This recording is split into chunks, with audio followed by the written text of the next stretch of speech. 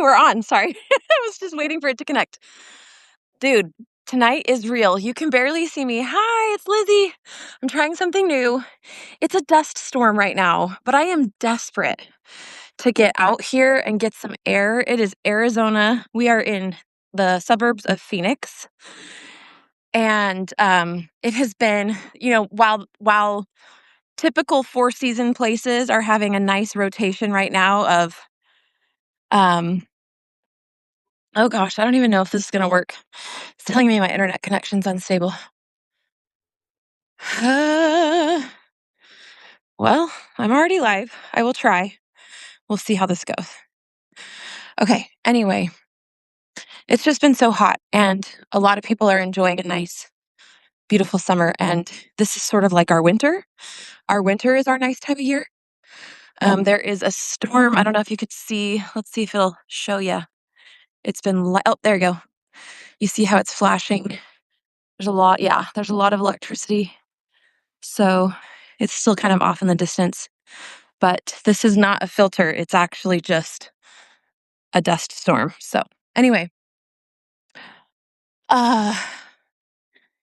today was one of those days where it felt like the world was caving in. And from like, what I mean is, I was watching a video about the future of AI and the economy. And then it's just too hot to go outside until 8:30 at night. And a lot of my friends have been traveling and I've been traveling, so we're all just a little bit more disconnected. And it was one of those nights. And I ended up I was just sort of like truly genuinely in my heart praying for some guidance. And I felt guided to look at this video by Kaya Ra. I don't know her like real name, but she just goes by Kaya Ra publicly. And she's a spiritual teacher. She channeled a huge thing of incredible text, but she grew up, was born into essentially slavery, sex slavery, and stuff like that. Anyway, she escaped, was able to work her way through college. She's super psychic and gifted, and so she's been able to make a living for herself. And then about 10 years ago, channeled this sacred text and has started a whole movement and a nonprofit and stuff. Anyway, so she was talking about how we're in a matrix that is essentially like servitude or slave consciousness. And I don't mean just the slavery that we think of when we hear that word, but it's just a consciousness of like bondage, I guess. And that doesn't mean you can't make money necessarily. But there are so many people. Oh my gosh, this storm is so cool to watch behind me. Anyway, there's just so many of us who are barely getting by.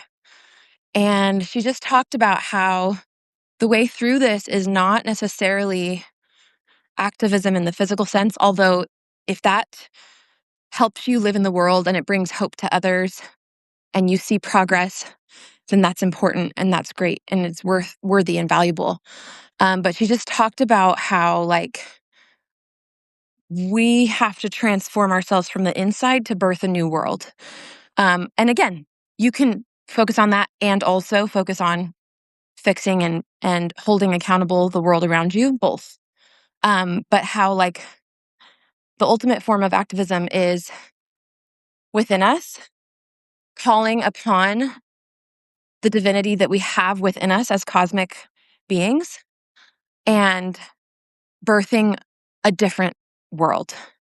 Because ultimately there isn't a way to just fix the matrix. We just have to like birth a world that is a higher frequency than it and that is outside of us, and so that is outside of it, sorry, being like the locked down servitude matrix. And then the rest of us enough of us doing that together really pops things open.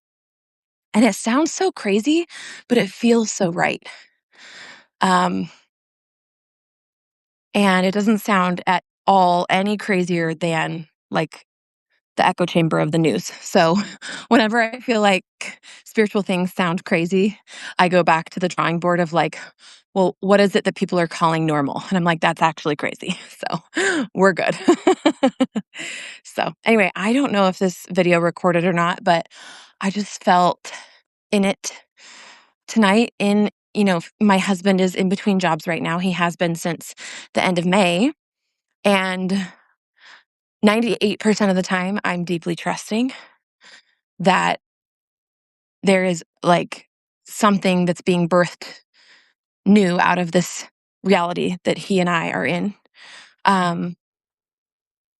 And also, AI has disrupted the industry that he's been in. So, yeah. But I also wanted to share that um, there's been so much manifestation of miracles and so many epiphanies and ideas, and the flow in my writing, for example, has just been incredible. And I feel like it's just starting. So I guess what I want to say is, even though I'm still in the middle of it, I still do have a knowing and a belief that we are being guided and that there is an escape hatch. And I don't mean a bypass hatch. I mean, when we work to raise our consciousness, that is the way to build a new reality. And that even though there's one earth, there are so many realities to live in and experience as a human on earth. And that comes from what your consciousness is doing. Your perception of reality is according to your consciousness. And so just keep that in mind. If you're feeling low, if you're feeling doomsday, if you're feeling doomism, if you're feeling trapped or discouraged or even depressive, um, you may not be able to control what's happening around you. But I believe we chose this existence as divine beings. We chose to come into this juxtaposed reality where it's just so locked down in challenge and disempowerment. And we wanted the experience of evolving our consciousness and making the world just as divine as we are. And it doesn't always feel easy, but I really do feel like it's the purpose of why we're here. And that maybe, like, I was going to say all is not lost. Maybe some stuff does get lost in this whole thing, right? Like maybe we're going to grieve real challenges and it's not going to be frictionless. But I I do believe in the heart, the capacity of the heart in the humans and the horses. Oh my gosh. And like the good beings of the world, not just humans.